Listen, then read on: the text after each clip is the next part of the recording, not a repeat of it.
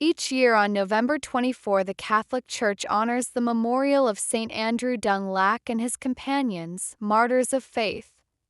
Their celebration invites us to reflect on how the Christian witness transcends culture, continent, and age, and shows that giving one's life for Christ remains a profound possibility. Andrew Dung Lac was born in Vietnam at a time when the gospel was already proclaimed there, yet Christians lived under the threat of persecution. He chose the priesthood, committed to celebrating the sacraments, teaching the faith, and serving his people. Then came the trial. In the face of anti-Christian persecution, Andrew joined a group of 117 recognized martyrs, priests, lay people, children, and women who shed their blood for the kingdom of God. They were canonized on June 19, 1988 by Pope John Paul II. What does this community of martyrs teach us today? They show us that faith is measured not by comfort but by fidelity. Andrew and his companions didn't abandon their mission when threats rose. They served, preached, confessed the name of Jesus Christ, even when that meant exile, torture, and death.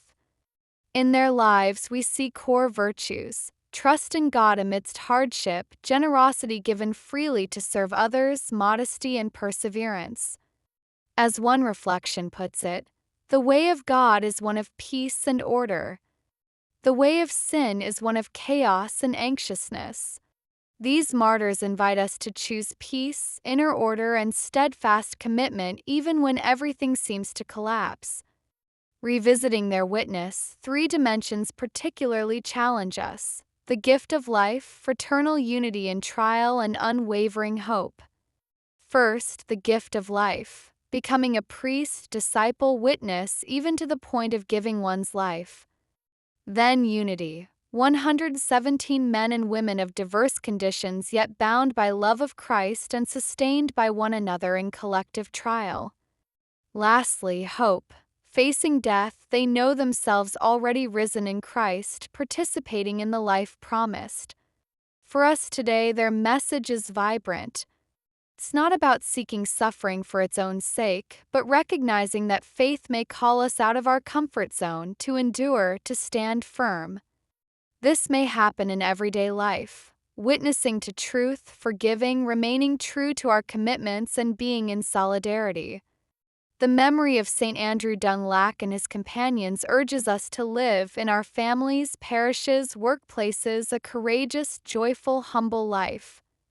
On their day of remembrance, ask, what am I willing to give for the gospel? How can I live in unity with those who share the faith? What hope can I witness in a fear-filled world?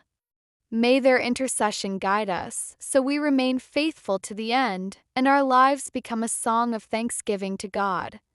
Saint Andrew Dung Lac and his companions pray for us that we may boldly bear Christian witness in our time. Amen.